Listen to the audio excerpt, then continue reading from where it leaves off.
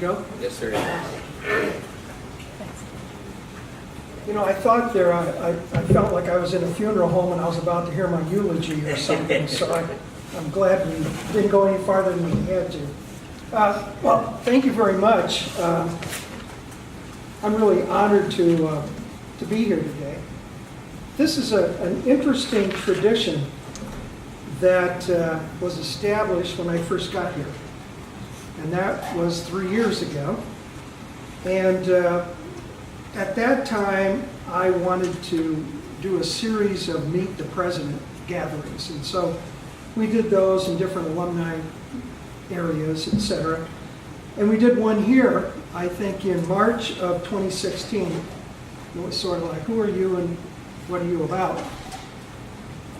We did two in 2016. I came back in November and we established a process where annually I would give an update. And it came out of a conversation, Kevin, at your restaurant one morning, and I'm sitting there calmly eating my eggs and bacon, and two guys across the way said, you know, I wonder what AB does for Philippi. And I stopped in mid-bite and went, well, why are they asking that? And then the longer I thought about it is, that's a pretty good question. It's a darn good question. And so that's what we started in November of 2016, a year ago. And that one, by the way, was with Jeff Woofter of the superintendent of schools. We kind of tag teamed that one. Then a year ago I did, on November 7th, seems like yesterday, a State of the University, and now today. I just this morning, when I wrote this, early this morning I might add, I just wrote down some of the issues that have come up in the last year in higher education. The whole issue of civics and citizenship. The Blue Ribbon Commission and the Higher Ed Policy Commission in West Virginia. The new Higher Ed Reauthorization Act, which is maybe going to happen this year. Title IX, dear colleague, and changes in Title IX that are going on. University of Maryland fired its football coach, and the president left. University of North Carolina's chancellor just resigned. Free college proposal in West Virginia. The teacher strike in West Virginia. The value of higher ed. It's interesting that a degree is needed now more than at any time in history, yet the skepticism about the value of a higher ed degree is going up as well. It's kind of a contrast. We're still dealing with concussion protocols in football, and hockey, and soccer, and basketball, and you name it. Those are just some of the things that every day when I pick up the paper and I start wondering what's happening, that are affecting us here in Philippi and in the state of West Virginia and affecting us nationally. A lot of dicey things going on, choppy waters out there. So that's what we're going to talk a little bit about today and where AD is. I just want to mention that we're filming this. I do a lot of communication in my job. I think 61 letters to the Board of Trustees in 3 years, averaging 30-some pages. Then we started what we call Berry Briefs, which the pun is, I'm talking about my underwear, but it's not. They're just brief bullets that we're sending out rather than big, long letters. And we're doing about, I don't know, a dozen of those a year. We also did fireside chats. If you want to get on the internet, I do a series of fireside chats where I just talk about things. The last one I talked about was our new strategic decisioning model, which I'll talk about. And so we're filming this today, kill two birds with one stone, the chamber address, and then this will be out on the internet pretty shortly to our alumni and friends. Sometimes I don't think anybody's listening to them, and somebody will stop me. A guy stopped me in the airport the other day. Said, hey, that's a great fireside chat. And I went, He said, I don't know, I stumbled into it one day. So if you want to figure out what's going on with a lot of issues, we try to do them more than sporadic. Regular would be the term. And to bring people abreast of who we are and what we're about. So today I'm going to break this into two pieces. One piece are the opportunities that we have at AB. Got a lot to talk about. And I'm going to talk about some of the challenges that we have. In many ways, our opportunities are the same as many institutions. I read about Gordon Gee, and I know what Gordon's opportunities are. So are similar to ours, only on a bigger scale. But also the challenges. And when Gordon and I get together, which is fairly regularly as well, that's what we talk about, the same challenges. The birth rate, ongoing population of 18 to 20-year-olds going to college in West Virginia, keeping talented students in West Virginia, how to re-engineer our curriculums to meet the needs of a contemporary society. Those are some of the things we talk about. So I want to talk about, first of all, who we are. And I always, in most of my speeches anyways, talk about the mission of Alderson Broaddus.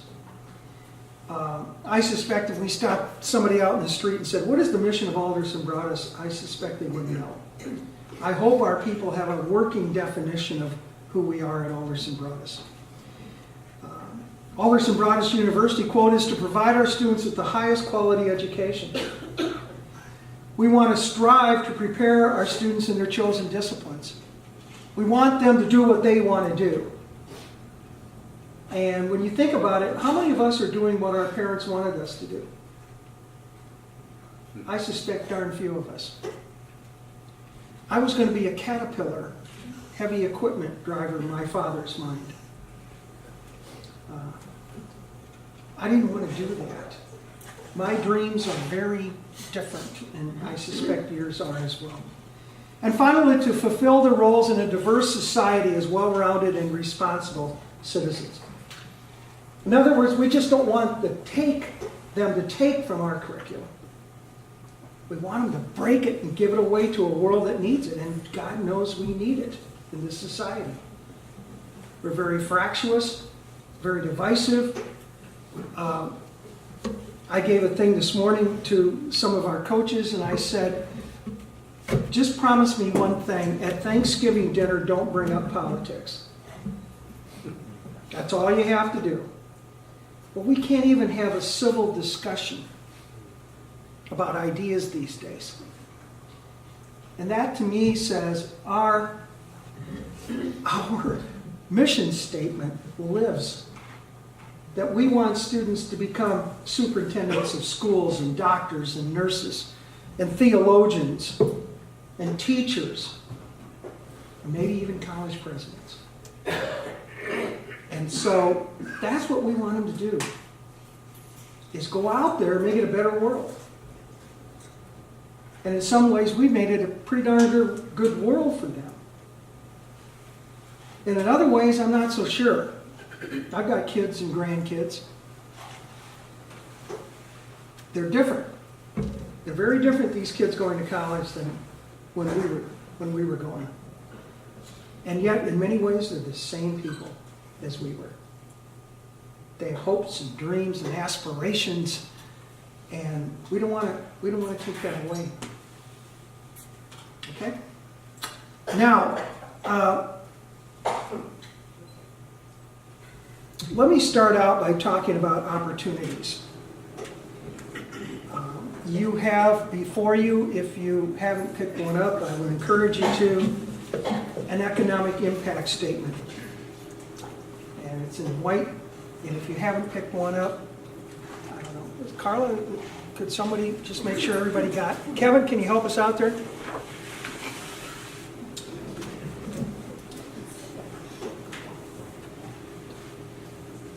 This came out of that breakfast conversation as well about what do we do for AB. And we did this where I was before, and it's a pretty darn effective tool. that if we did not exist in Barbour County, there'd be a gap of $48 million of impact. There'd be a gap, which is down a little bit from last year, believe me, I calculated this myself. $48 million of spending power. We would lose a payroll of 300 people, 301 to be exact, in jobs. That's raw data. 300 people are depending on AB in some manner, shape, or form. That over 900 citizens of Philippi are our students. So just imagine what that does to the fabric of this community. In West Virginia, if you want to know about the other private institutions, if all of the private institutions merged, we'd be the third largest institution in West Virginia. That's Bethany and Wheeling Jesuit, Charleston, D&E, Wesley and us, Ohio Valley, Appalachian Bible. $375 million worth of impact on West Virginia. That's what we represent. So when people talk about the public system and the two-year institutions, $375 million, of which we're 50. That's the impact of who we are and what we're about. So, to keep the factory going, we've got a lot of work to do at AB. We've got to bring in new students. We've got to find jobs for our current students that are graduating. 96% of them get jobs right away or go to graduate school within the first 6 months. We also have to keep 300 people happy and 900 students happy.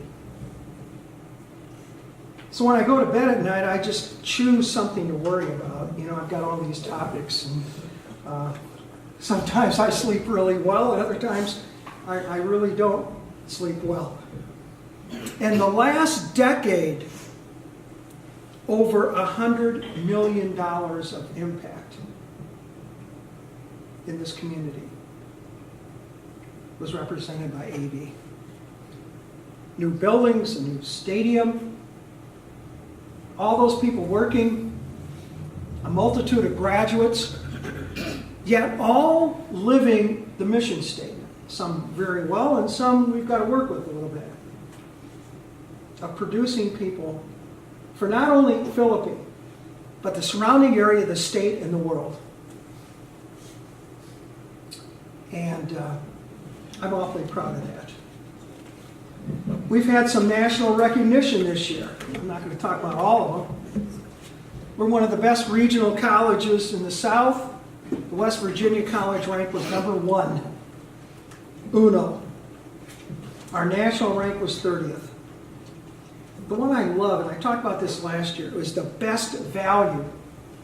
The value for the tuition that our students are spending, for their time they're spending.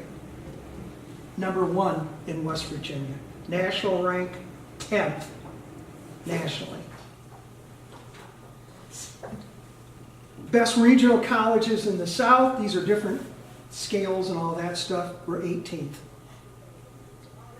So we're producing, I think, a quality product. Another opportunity is my own, and I am very proud to be the 10th president of Alderson Broadus. I was asked by the board if I wanted to stay. And they said, you know, you're a member of the registry, you're an interim, how's it going, do you want to stay? And I said, absolutely, I want to stay.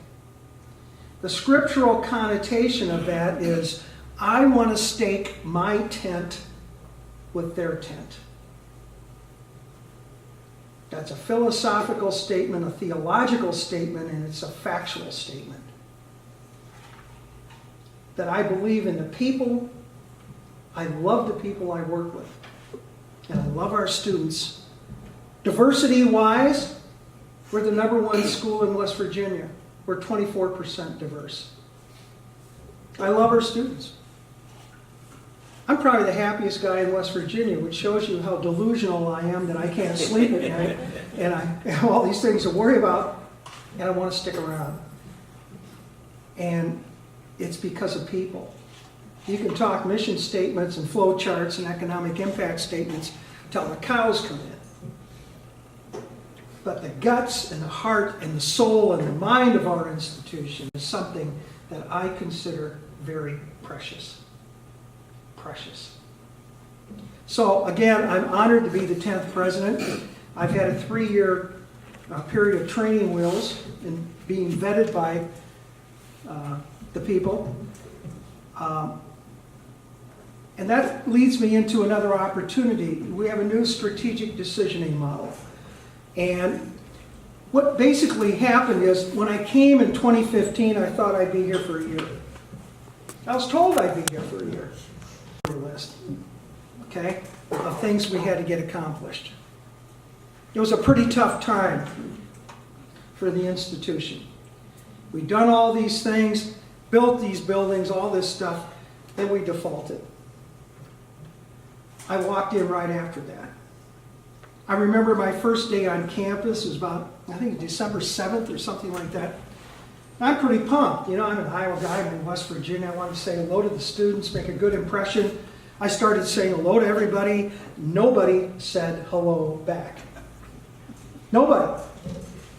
What I realized was it was the end of the semester. Every kid was broke. They didn't know how they were going to buy Christmas gifts. They were in final exams and the weather was awful. So it wasn't just me, okay?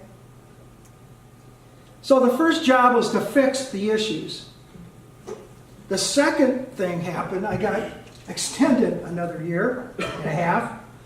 So I thought, well, we better get out of the fix-it mode, and we put into a transition plan. As we were transitioning to the next president, whenever that was going to be, I should have learned at that stage in the game, maybe it was going to be a little longer than I thought. We put together a transition plan, which is a traditional business plan, using chamber language, okay? And then 2 years ago, in the middle of that, some of us attended a meeting about new ways to look at institutions and their futures. And we came up with a strategic decisioning model, which is a little bit different. It's more flexible, it's malleable, it's responsive, proactive, it's more fluid. We can turn Gordon and I have talked about this, drawing another comparison. He's got a battleship. And he can't turn his battleship around as fast as I can turn our tugboat around. If somebody comes up with a good idea, we're going to respond to it. We're going to test it, make sure that it works for us, and get it done. Okay? So we put together this strategic decisioning model, brought it back, and the first step, I think, is the important step. We brought all of our people together in groups of 10. And I had this brilliant idea. This shows you how strategic I am, Reg. I want you to listen very carefully. I thought we'd have all these groups of 10 over to Greystone during the workday. And it dawned on me that for an hour, just an hour of conversation, no big deal. I figured out it took 20 minutes to get them all over there and 20 minutes to get them back, and we'd have less than 20 minutes to talk about things. Shows you how sharp I am. So we moved them all to Burbick Hall. We broke them all into groups of 10, and all of our employees, essentially, one didn't participate. We got them all. And we asked them 3 things. Who are we? What are we about? And where are we going? Pretty simple stuff. We had people recording the results. And out of that came many ideas about how we had to straighten out some things about messages of who we are. I'll give you an example. Are we Christian? Are we Baptist? How Baptist are we? West Virginia Baptist Convention, American Baptist Convention. Are we a career academy with good majors? Are we a liberal arts institution? Those are fundamental things that people were asking about. Where we're going, and I'll talk about that, came out of these Greystone conversations. Now, of all of the people, everyone spoke. You know why? I told them they would speak. I said, if you're coming here to listen, you're going to speak. And every one of those 3 questions is in groups of about 20 minutes apiece. Each question, I'd go around the room, and there would always be somebody ducking under here and not wanting to talk. And I'd say, well, what do you think about this? And they all eventually said, well, I've often thought about this, or why doesn't this work, or what happened 10 years ago, and all that kind of stuff. Now, the strategic decisioning model has 3 priorities. Okay? Expand academic programming. Take the product and expand it. That means several things. The product itself, and secondly, where we're expanding to. So we've expanded our footprint. Traditionally, this institution has been a sister or a daughter of Philippi and Barbour County throughout our existence, for all intent and purposes. We've just signed contracts with Pierpont Community College, with New River Community College down in Beckley. We're looking at several other places. We're entering into deep conversations with those institutions about where we're going. We're expanding online capability, and we were the #1 online institution in West Virginia. Dr. Bucklew, you knew I'd get that one in. All right. We're expanding our academic programs. A new cybersecurity program is one example, which came out, frankly, out of a conversation with Representative McKinley. Now, we're not the only cybersecurity program in the country or in West Virginia, but we're literally contiguous to the FBI, to many small cybersecurity companies. So we think we're well placed in that. Thank God we're as close to that tech park. Now, to some people, it's a long ways. To us, it's just a 25-mile off-ramp to the interstate. Okay?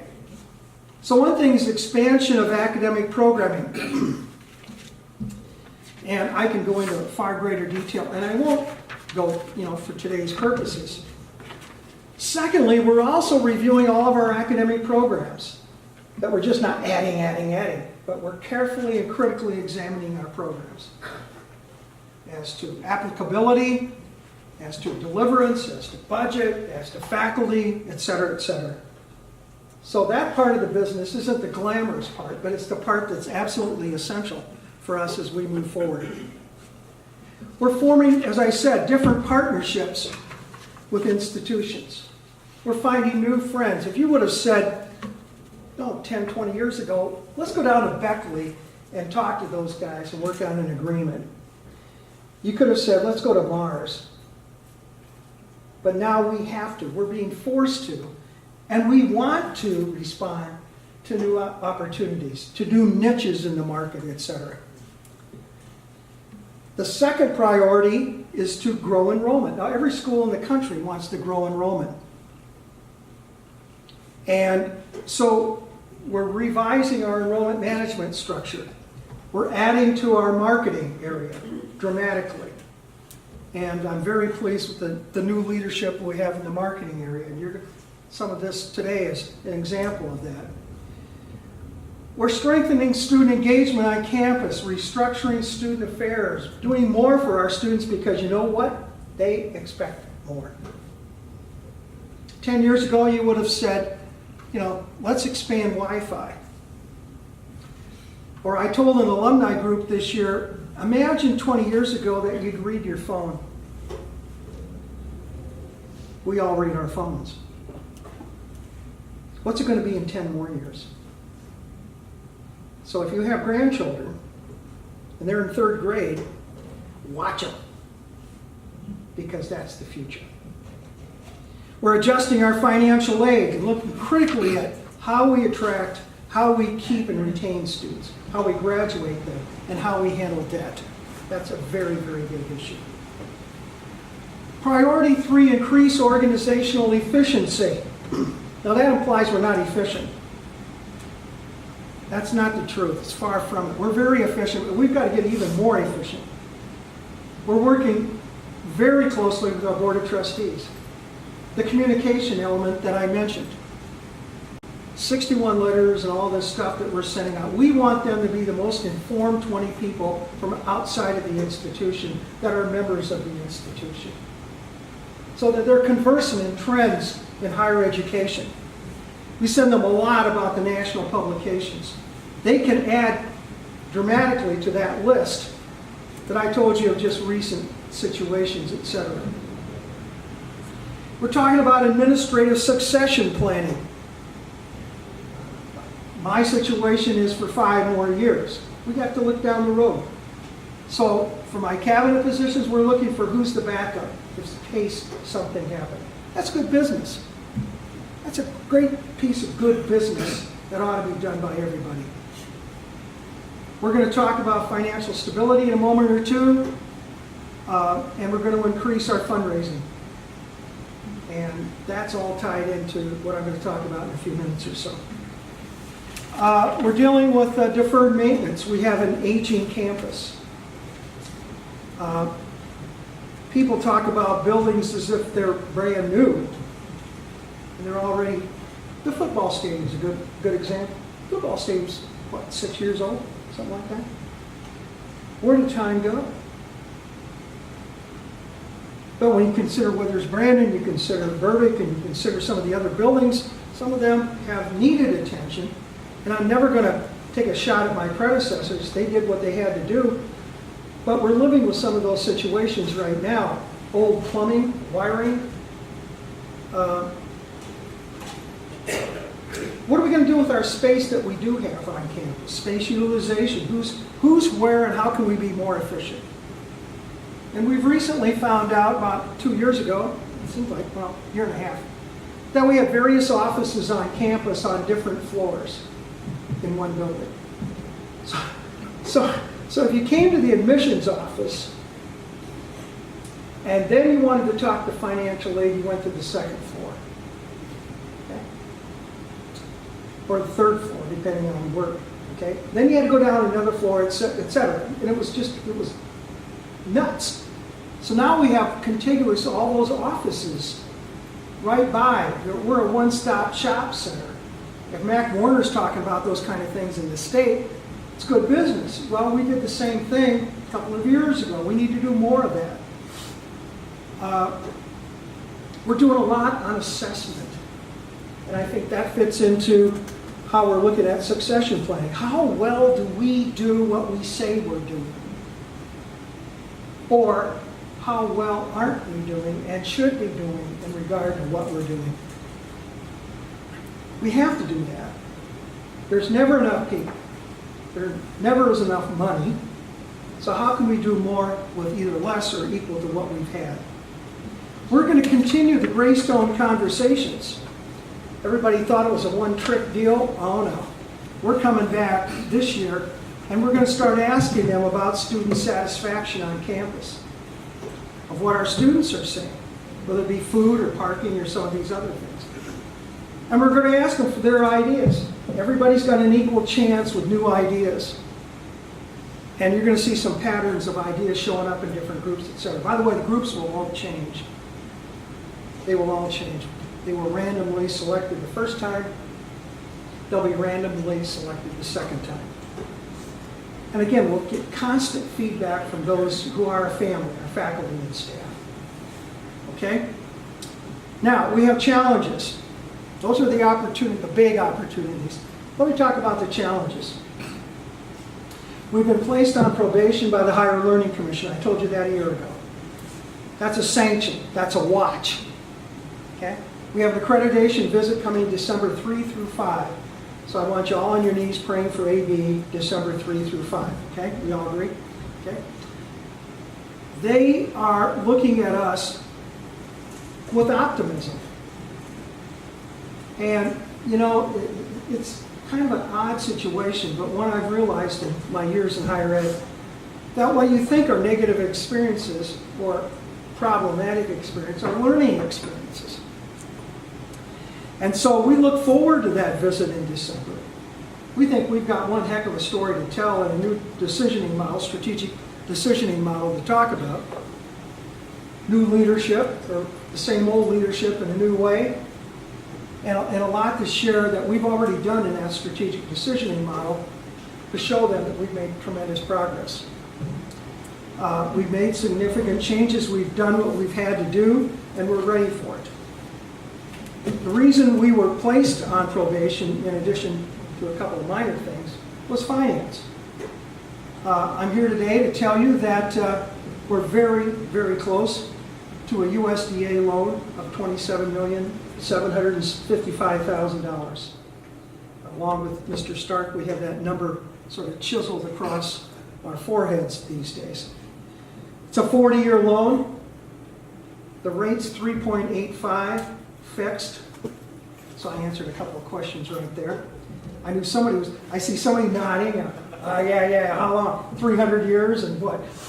The bondholders had us, what were 6, 7%? 7.25. 3/4. I've forgotten that statistic, believe me, but 3.85. 3 pieces of it. We'll pay back the bondholders who have agreed to take a haircut. Trustee loans. We've had some trustees helping us out, accounts payable, and closing costs. We anticipate that that will be something that we will close on the middle of December.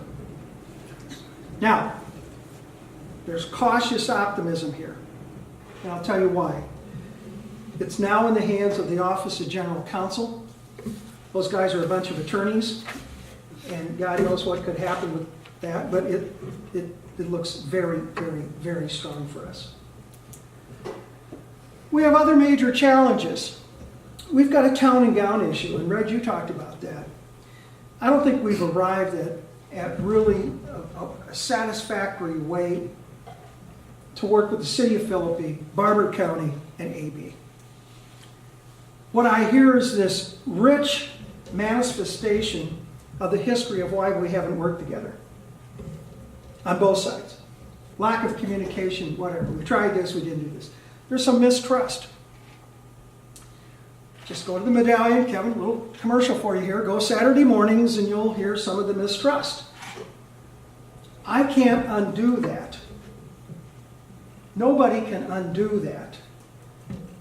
But what I can say today is, today's a new day. And we're going to work more closely together. I give Phil Bowers a lot of credit.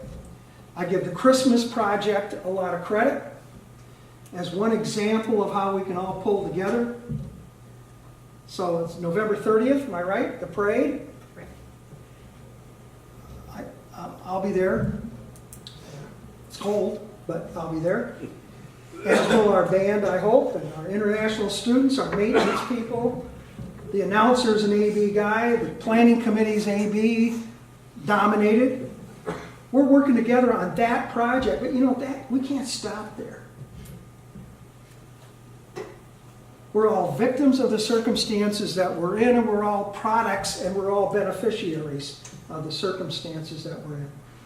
But I think a cogent plan that we've sort of addressed, but need to address, with the city, moving forward, arm in arm, in a partnership is something that we'll all need to do in the future.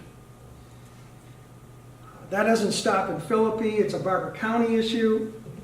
And we'll see where this all goes. But I think we have a lot to do in that regard. We are in our 148th year of existence. I'll tell you an interesting personal story. Many years ago, I lived in Kansas City. And the institution I was at belonged to the Missouri Colleges Fund. It was a fundraiser for the privates. And in those days on TWA, this is a fundraiser for the privates. And in those days on TWA, you could fly from Kansas City cheaper to St. Louis than you could drive it. That shows you how old I am. So I flew over, went to the meeting, got on the plane to come back, and a guy was sitting in the seat next to me, and his name was Chris Sizemore. Chris Sizemore is one of the former presidents of AB. And so we started talking, and he said, "Where are you from?" And I said, "I grew up in Iowa, blah, blah, blah." Okay? I said, "Tell me about you." He said, "Well, I just came from an institution in West Virginia by the name of Alderson Brothers." And then he said, "You know, there were a bunch of really stubborn Baptist people that started 2 academies in West Virginia." That's a quote. And they came together in this town called Philippi. And it was an interesting story, and I filed it away. My first day on the job, I called Chris Sizemore. And I said, "You don't remember me?" He said, "Oh yeah, we're on a plane from St. Louis to Kansas City, and I was new at William Jewell. And you told me about you, and your dad grew up, your dad was a farmer, and all on. And I talked about Alderson Brothers." And then he said, "Hey, where are you now?" And I said, "I'm sitting in your chair at Alderson Brothers." So I don't feel I was invited. I feel I was picked up and planted at Alderson Brothers University. So the line continues, as they say at West Point. The legacy, the history, the contribution of AB continues, and we're on the eve of literally our 150th anniversary, which we're going to make a big deal of. Our future is promising. We've taken some huge steps, or are taking some huge steps. We're not there yet, but you know what? In higher ed or anywhere, you're never there. And if you are, you're probably a failure. You think the Boston Red Sox are talking about last year in the World Series? They're talking about next year in the World Series. We're doing the same thing. We do good work. I am blessed with great people, blessed to be here. The institution in many respects is thriving, yet very mindful of the challenges that lie before us. And I'm particularly blessed to be the 10th president of Alderson Brothers. And with that, I will stop and try to entertain some questions. Thank you very much.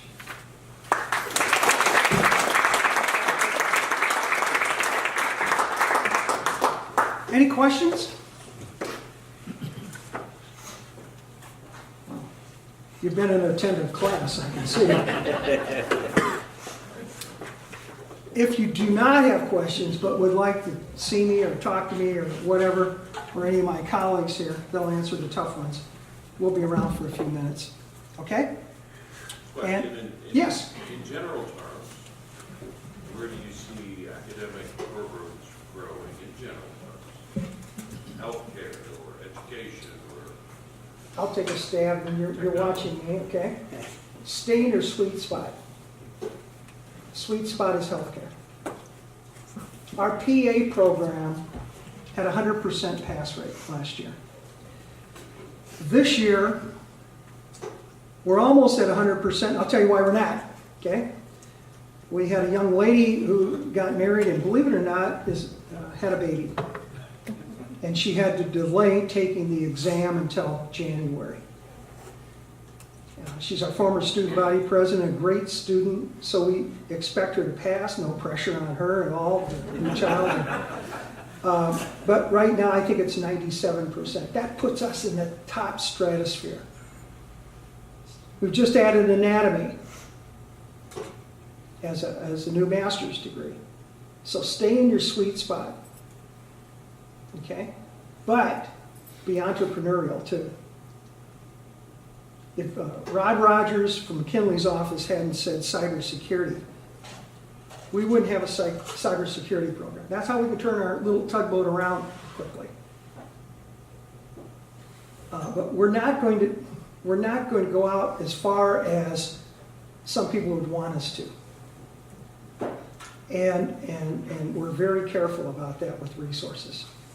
Education will certainly be there in the future. We have a new Teacher as Leader program. And to address the issue of teaching and secondary and elementary education in West Virginia, which is a crying need for teachers right now. I wish Jeff was here to talk about that. We're going to have to strengthen some of our existing programming, and we're addressing that as we speak with that audit that we're taking. But we're pretty careful right now.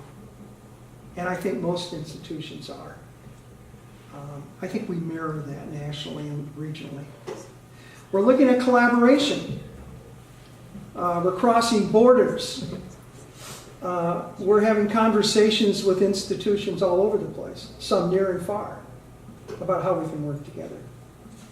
But it's easy to have conversations. It's easy to date someone, and it's darn hard to consummate it and keep it going. So everybody, one of the words that I think is misused in the English language is collaborate. Everybody wants to collaborate until it gets down to the brass tacks. And that's what we're trying to figure out is what could we share with whomever. That's not only academically, that's administratively. And sharing registrar offices, student affairs issues, those kind of things. Could we share a counselor? Those kind of things. But, Eric, to be honest with you, we're staying with our knitting. And that's where our strength is. Okay. Good question. Let me make one clarification. We're actually at 100% second year in a row for the PA program. We have one student yet to take, which would lower us to a 97. Yes. But yes. we are at 100%. I was going the other way, I'm sorry. Sorry. That's why I had the provost here. We're very proud of that. That's been a cardinal and signature program for us, and this is the second year in a row with 100% pass rate. And that's with the big boys. That's right. All right. Thank you. Let's do it again next year, okay? Thank you.